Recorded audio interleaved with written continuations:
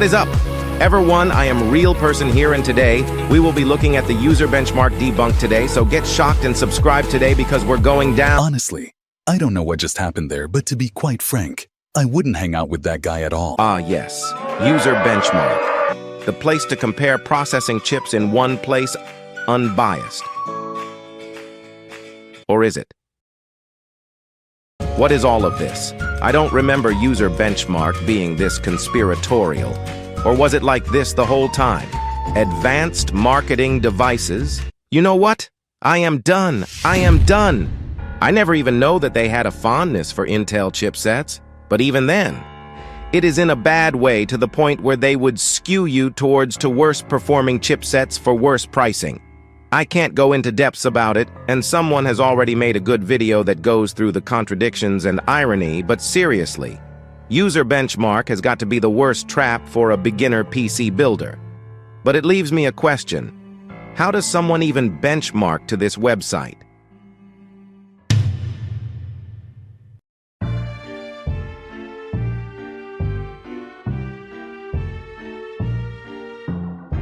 So, User Benchmark had the patience to create a benchmark and release it.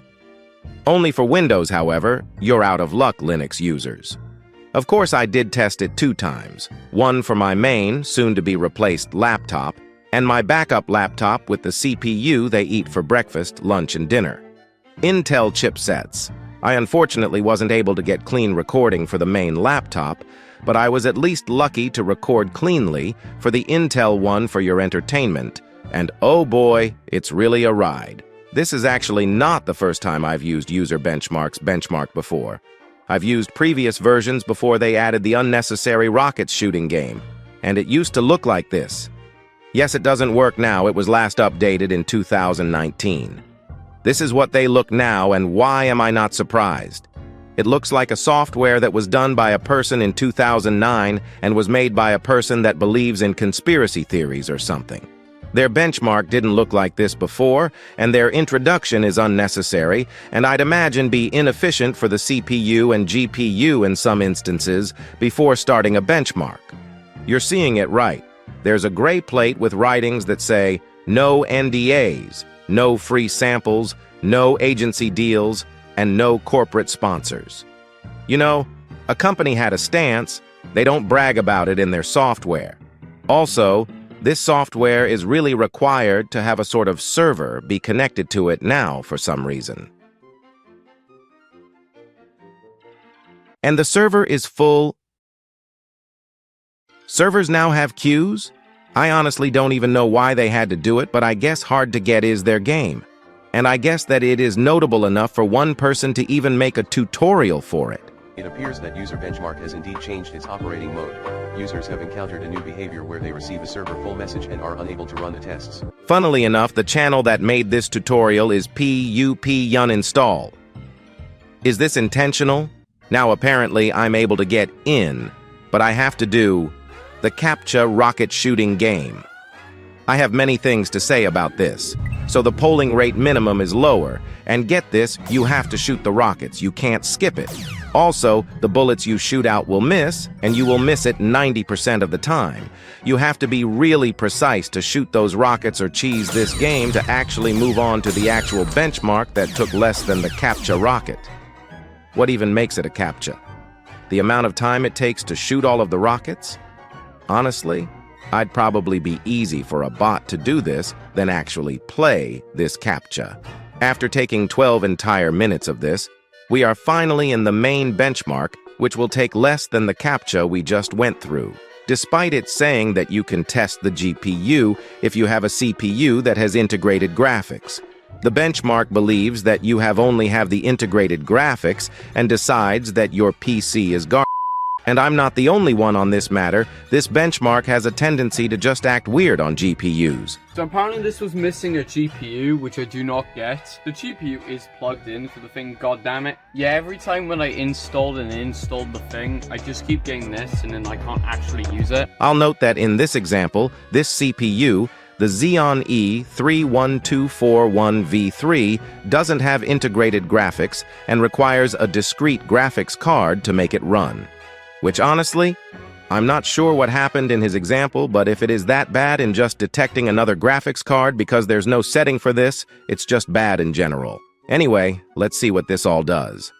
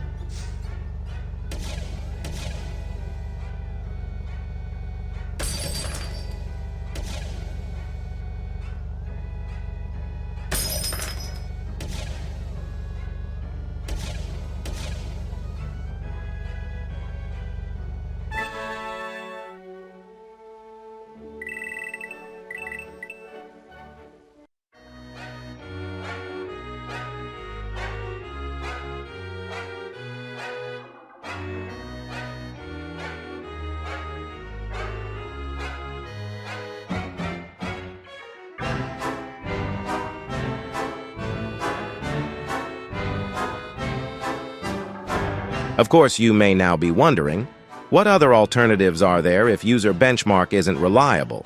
Now, UserBenchmark isn't the only benchmark service that exists. There are, of course, other benchmark services that does the same or even better benchmarking job than what UserBenchmark does.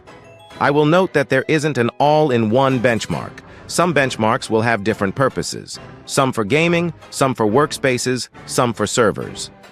3DMark's benchmark is solid benchmark and is a good place to know your graphics performance on your GPU and CPU. However, it is noted that the full software isn't free, and the free trial is only limited to CPU and GPU testing. There's also an alternative to 3DMark if you want to test only your GPU, being the Unigine benchmarks. There are multiple versions from Unigine, but the recent and recommended version is the Superposition benchmark that uses the latest DirectX version. Cinebench from Maxon is another solid benchmark. In particular, it tests the capability of how good your CPU or GPU renders scenes. Not to mention, it is also free. So if you do 3D modeling work or something similar and want to test your PC, this benchmark is a solid choice. Of course, this is just a handful of software benchmarks that exist like Furmark, CrystalDiskMark, Passmark's performance test. However, benchmark scores shouldn't be the end-all solution to knowing your performance. The best place to know if a CPU or GPU has good performance is reviewers. If there is one thing I'd recommend to check on multiple reviews from multiple channels on a part you will buy. Take note on the positives, negatives, and caveats they mention. Then make your own thoughts on if it is best for your next PC. Your thoughts on a CPU or GPU shouldn't have to rely on one source. Maybe add a second opinion to the equation to weigh your own opinions. This is probably the most serious I'll be in this video. Other stuff I recommend is also linked in the description. Anyway, even if it is tempting and feels like it is a trusted website, whatever you do,